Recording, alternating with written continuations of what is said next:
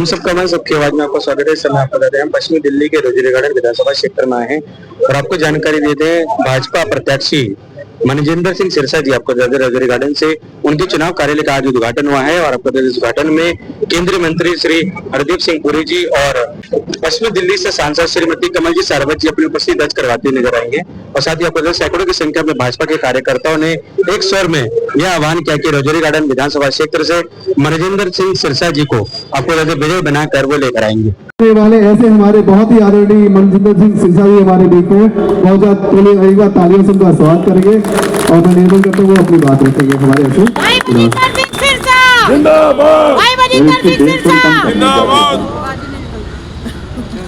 बहुत ही आदरणीय हमारे जिन्होंने पूरी दुनिया में भारत के साथ साथ कम्युनिटी का भी नाम ऊंचा किया, यूएनओ में जाकर ऐसे आज हमारे भारत सरकार के केंद्रीय मंत्री हरदीप सिंह पुरी जी, हमारे बहुत सम्मानित दिल्ली सिख गुरुद्वारा मैनेजमेंट कमेटी के अध्यक्ष सरदार हरमीत सिंह खालका जी, हमारे पार्टी के दिल्ली के बहुत सीनियर लीडर माननीय सुभाष आर्य जी, दिल्ली में हमारी लोकसभा को चुनाव की नजर से देख रहे हैं हमारे माननीय मिश्रा जी, मेरी विधानसभा को जो प्रभारी के रूप में पंजाब से आकर देख रहे हैं ऐसे हमारे फॉर्मर एमएलए कमल जी,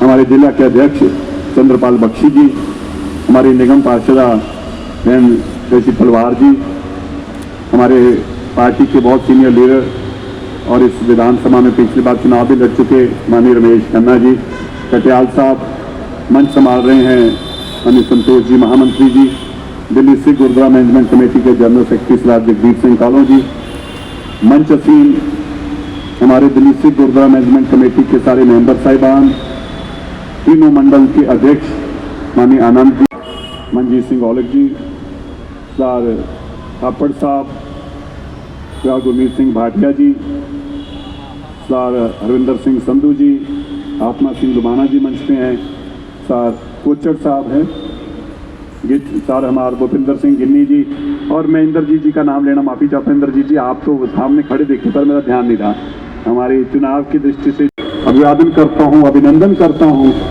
और आज जो कि मकर संक्रांति एक बहुत ही पवित्र दिन है, ये महीने की शुरुआत, साल की शुरुआत, मैं इसकी जहां आपको शुभकामनाएं देता हूं वहीं परम पिता परमेश्वर से प्रार्थना करता हूं आप सबके घरों में से इतना समृद्धि आए, खुशियां आए और ये खुशियां तब्दील होती होती 8 तारीख में भारतीय जनता पार्टी के कार्यकर्ताओं के मन के अंदर भी जो खुशी का भाव है वो 8 तारीख को चुनाव के रूप में, रिजल्ट के रूप में भी आए। ये विधानसभा सरदार हरदीप सिंह पुरी जी को मैं बताना चाहता हूं 1993 से लगातार यहाँ पे कांग्रेस और आम आदमी पार्टी ही रही है। हमें 2 बार मौका मिला बीच में, एक बार 10 महीने के लिए मुझे मिला, एक बार 2.25 साल 2.5 साल के लिए मुझे मिला, लेकिन मुझे खुशी इस बात की है जब 10 महीने के लिए लोगों ने मौका दिया, पुरी साहब हमने इतनी मेहनत की, मेरे पार्टी के कार्यकर्ताओं ने घर घर जाके लोगों के काम किए। मैं एक अकेला एमएलए नहीं था, मेरे मंडल के अध्यक्ष एमएलए थे, मेरे निगम पार्षद का चुनाव लड़े जीते, हम सब लोग इतने घरों पर जाके हमने उन 10 महीनों के अंदर इतनी सड़कें बनवाई, इतने सूरज की लाइनें बदलने का काम किया, इतनी जल से लोगों के घरों में नल से जल पहुंचाने का काम किया। 2015 का चुनाव आ गया, आम आदमी पार्टी झूठ सच कह के चुनाव तो जीत गई, हम भी चुनाव हारे, लेकिन हम दिल्ली में सेकंड सबसे कम मार्जिन से चुनाव हारे। हमारे कार्यकर्ताओं ने इतना जोर लगाया कि हमने पिछले चुनाव से 5000 वोटें फालतू ले ली, लेकिन चलो हमारी किस्मत में नहीं था, कोई बात नहीं। लेकिन आप देखिए पुरी साहब जो समझने की बात थी, 2.5 साल यहां आम आदमी पार्टी का एमएलए रहा, लोगों को 10 महीने के कामों के बारे में जब वो स्मरण करते थे उनके मन में ये बात आती थी हम बहुत बड़ा धोखा हो गया हमसे। 2017 में बाई इलेक्शन आई, दिल्ली के अंदर एक रिकॉर्ड कायम हुआ, भारतीय जनता पार्टी के कार्यकर्ताओं ने, भारतीय जनता पार्टी के लीडरों ने और राजौरी गांव के वोटरों ने एक रिकॉर्ड कायम किया। क्या रिकॉर्ड कायम किया? आम आदमी पार्टी की सरकार के दौरान उनकी जमानत जब्त करा दी। इतिहास था अपने आप में। जुबाना जब्त हो जानी आम आदमी पार्टी, जिस पार्टी की सरकार हो दिल्ली के अंदर, क्योंकि लोगों ने कहा जो 10 महीनों में काम किए गए थे हम उन कामों को नकार कर गलती कर लिए, अब हम लोग इसको ठीक करने का समय आया। हमने फिर से अगले 2 सालों में जितनी तरह की मुसीबतों के पहाड़ खड़ा, ये कॉन्स्टिट्यूएंसी इतनी गंदी कर चुके हैं, यहाँ के जो एमएलए रहे हैं लगातार, हमने फिर से मेहनत शुरू की। मुझे सबसे बड़ा दुख इसका है पुरी साहब, हम आप लोगों की बहुत में सहयोग से एक बहुत बड़ा प्रोजेक्ट लेके आए जो मेरे इस विधानसभा को परमानेंटली गंदे पानी से छुटकारा दिलाता था। वो था हाइड्रोलिक वाटर मैनेजमेंट प्लांट।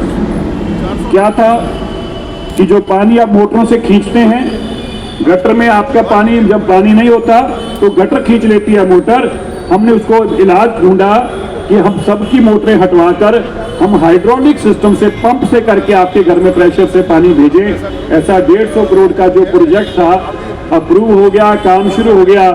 इस दौरान 2020 में मैं चुनाव लड़ा नहीं और मेरा एमएलए रहते हुए जो काम थे, जो एमएलए जीते यहाँ से चंदेला परिवार के, उन्होंने ये सारे खन्ना जी प्रोजेक्ट बंद ही कर दिए। बोले अगर ये पानी लोगों के घर में सीधा पहुंच गया तो मेरे घर तो को आएगा ही नहीं। ऐसी गंदी मानसिकता रखते हैं, घर पर बुला के लोगों को बेइज्जत करते हैं, मारते हैं। मैं अपने कार्यकर्ताओं को भी और अपने लीडर साहबान जो मंचसीन उनको बताना चाहता हूं, सज्जन कुमार का साथी ये दयाचंद चंदेला जो है, ये मर्डर केस के लोग हैं। ये वो लोग हैं जिन्होंने 1984 के अंदर सिख कत्लेआम को अंजाम दिया। ये सज्जन कुमार के वो गुर्गे हैं। आप सुनकर हैरान होंगे, सारा परिवार के ऊपर मर्डर के केस हैं। कोई मेल मेंबर चुनाव नहीं लड़ सकता पुरी साहब, कोई भी मेल मेंबर चुनाव नहीं लड़ सकता। इसलिए धर्मपत्नी को चुनाव लड़ाते हैं, अपनी बेटी को चुनाव लड़ाते हैं। और जिनको चुनाव की टिकट दी आम आदमी पार्टी केजरीवाल ने, सोचिए किस तरह की भ्रष्ट पार्टी होगी कि जिसने मर्डर अक्यूज के लोगों को, जिसके घर में कोई मेल मेंबर नहीं है, खुद भी, भाई भी, भतीजे भी, बेटे भी, सारे के सारे कन्विक्टेड हैं, उनको टिकट दी गई। और वो क्या करते हैं, इतना गंदा नर्क बना दिया है मेरी विधानसभा को। ख्याला में चले जाओ, विष्णु गार्डन चले जाओ, श्यामनगर चले जाओ, एनडब्ल्यू चले जाओ, ऐसा नर्क दिखता है, लोग वहां से निकल नहीं सकते। जिंदे जी किसी ने नर्क देखना हो तो वो रजौरी गार्डन, ख्याला, विष्णु गार्डन आके देख ले।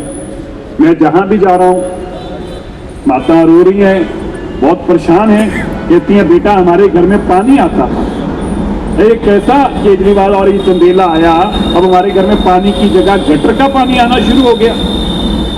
आपको भी बताना चाहता हूं, आपको लोगों को बताना चाहिए, पिछले 1 साल में दिल्ली के अंदर 21,000 लोग केवल गंदा पानी पीने से, पीलिया से और हेपेटाइटिस बी होने से मारे गए हैं। कितने, जरा बताइए कितने? 21,000 लोग केवल गंदा पानी पीने से मारे गए।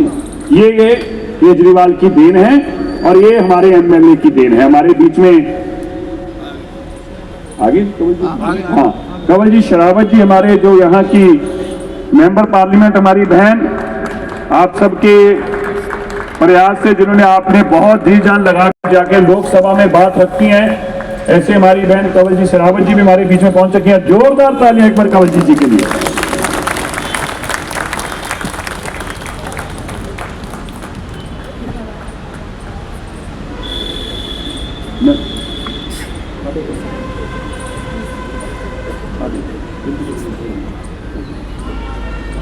कंवल जी शेरावत जी के लिए एक बार जोरदार तालियां। ये जीते तो हैं पर इन्होंने एक और भी रिकॉर्ड कायम किया है। ये भी वो कैंडिडेट है जिन्होंने लगातार 87 दिन तक चुनाव कैंपेन चलाया। मेरे को लगता है अब तक का हिस्ट्री का सबसे लॉन्गेस्ट चुनाव कैंपेन चलाया है कंवल जी शेरावत जी ने भी। 87 दिन तक चुनाव लड़ा, अपने आप में ये भी ऐतिहासिक चुनाव था। तो हमारे से निकलने का एक सुनहरी मौका है। हमें अपने भारतीय जनता पार्टी के कार्यकर्ताओं को जाके बताना चाहिए किस तरह से चंदेला लोगों को गालियां निकालता है। हमारे सिख भाई इतना पीड़ा इस बात की कि एक एमएलए ऐसा चुना एमएलए है जिसने जाके पुरी साहब अभी तक अपनी लोकसभा में मेडियन भाषण नहीं दिया।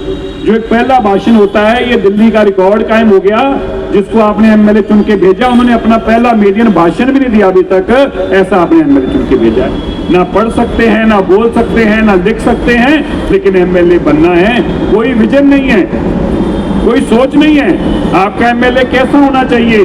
राजौरी गांव को जो रिप्रेजेंट करे, जो आपकी विधानसभा में जाके बात रख सके, जो आपके मसले हल करा सके, जिसको सुनने के बाद सरकार मजबूर हो जाए आपके काम करने को, आपका नुमाइंदा ऐसा होना चाहिए। हमें जब मौका मिला, हम केजरीवाल की वहां पे चीखें निकलवा के रखते थे।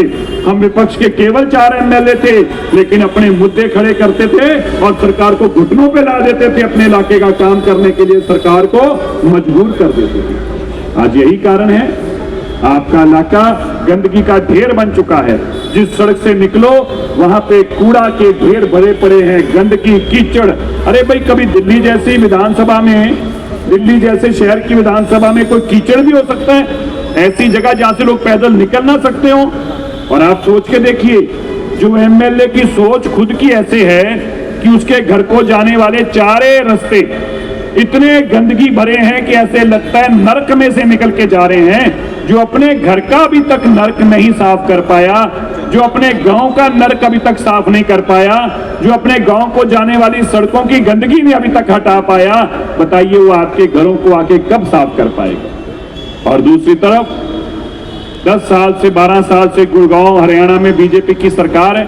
देखिए कैसा गुड़गांव बन गया है। गगन चूमती इमारतें हैं, वहां पर एक भी कूड़े का डस्टबिन नहीं। आप देख सकते, आप जाइए गुड़गांव में, पूरा दिन घूमिए। आप टैक्सी हायर करके गइए, मैं तुझे 50,000 इनाम दूंगा, मुझे पूरा दिन गुड़गांव में एक कूड़ादान देखना है। आप नहीं देख पाएंगे।